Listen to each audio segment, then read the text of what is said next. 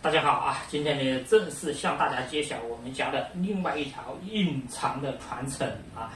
之前呢，看我视频的新老观众啊，应该知道我们家呢有不少的传承啊。我先简单的和大家细数回顾一下啊。一个呢就是属于电工世家啊，前面说了是吧？我老头做电工的啊，我哥呢也是其他班做的电工，但是呢我没走这条路。你像我们村里面啊，90年代的这个电网改造是吧？最开始这个都是那种方形的小电线杆子，非常的矮是吧？然后这个电压也非常的不稳。后面呢，90年代才改型成这种圆的电线杆啊。那时候呢，就是我爸和我哥啊主持进行的这个改造。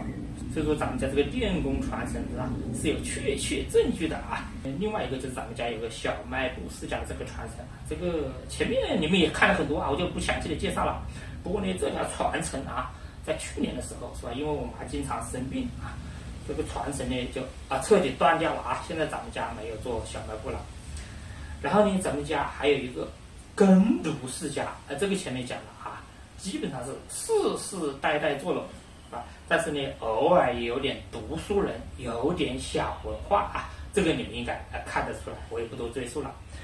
今天呢，我要隆重的向你们介绍是我们家的另外一条传承啊，就是这个木工世家。前面呢，我们家这个房子改造的时候啊，简单和你们提过一句啊，就是有一些工具是吧？当然现在这个工具放哪去我找不到了啊。其实呢，有证据的啊，你们看看这个板凳就知道了，是吧？买呢肯定不可能买这样的啊，这个显得略微有点粗糙，是吧？这是做的啊，这是我爷爷做的，他喜欢做木工，知道吗？这是咱们家传承的证据啊。然后呢，今天啊，我就把这个木工的传承我准备接过来了，这我刚刚装上去的啊。然后这个木工刨子是吧？也前面呢也和你们说了啊，就是要给咱们家这个粪瓢装一个把把。爸爸咱们是找到了啊，然后呢，接下来啊就是正经的技术活了啊，咱们要用这个刨子对这个树枝进行精加工啊，把它做成适合这个粪瓢的把把。就这样，这个今天啊，可以称得上是我这个木工活的第一次实操吧。小时候虽然耳濡目染啊，看我爷爷做这个木工，但是我自己没有实际动手做过啊，我自己做过的最大的木工应该就是做那个菜园门啊，但是你们也看到了，这个东西它就是钉一钉锤一锤是吧？非常粗犷型的木工啊，没有任何的技术含量。这个正儿八经做木工今天是头一回啊。这个是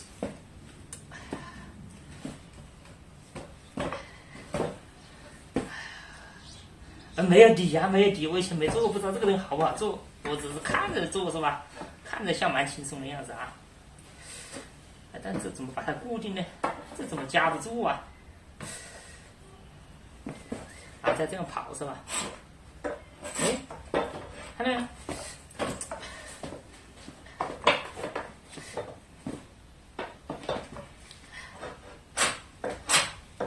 嘿，蛮好用啊，这个刨子。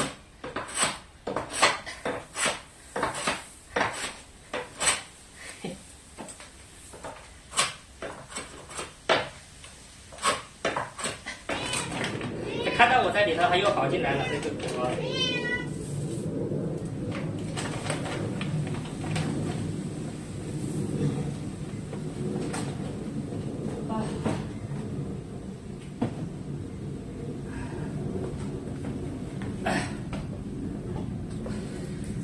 这个基本上已经刨好了啊，但是想刨成那种圆的，我感觉刨不出来，总有点棱角。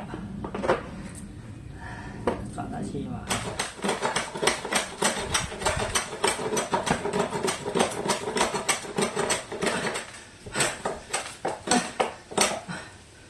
哇，这个不是技术活，这是个体力活啊！我说这个树节这里是吧，太壮了，我把它修剪一下啊。这个地方修剪好费力啊，话就看你加倍了。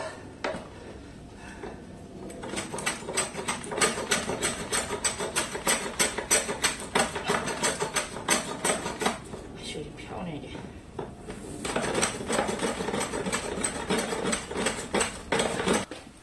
好了啊，再给这钉了2个钉子以后，咱们这一个做工粗糙的粪瓢粑粑啊就完工了。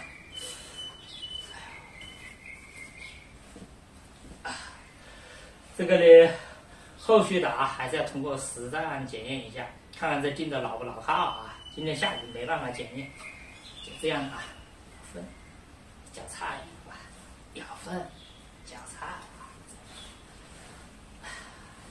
啊。这个通过今天的这个木工活动啊，我觉得吧，咱们家的这个木工世家的这个传承，我可能接不住啊。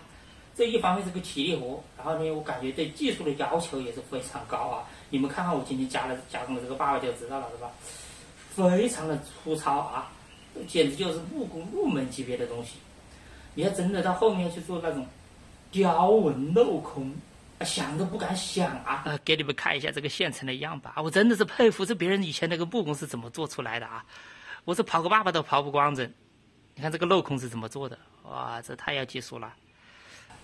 咱们家祖上的这个木工手艺啊，到我爷爷手上，虽然他也喜欢做木工，但是我觉得他应该是没有得到真传，还有他做出的这个板凳，你们就看得出来，非常的粗糙啊，基本上和我这个木粑粑粪瓢的粑粑是吧，异曲同工啊。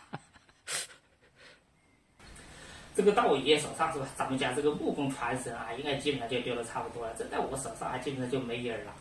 所以说呢，这个传承我是接不住的啊！现在呢，咱们也只能从这个家里的雕纹镂空当中啊，追忆一下这个昔日祖先木工手艺的精湛与荣光啊！这个传承啊，咱们接不住，咱们还是老老实把自己手头上的这个传承发扬光大啊！我现在呢，也成为了一个传承的开创者，就是这个游戏搬砖这门手艺啊，这个呢。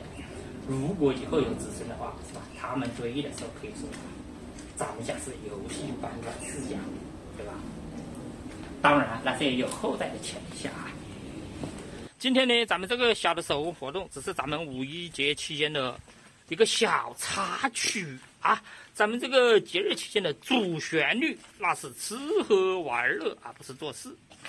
现在咱们就上去进入主题了啊，准备喝这个排骨萝卜汤啊，应该已经煨好了。咱们家这个排骨汤煨好了，但是呢，我妈她老说没油啊，她又往里面丢了肥肉的，看到没有？她又丢了肥肉的啊。哎，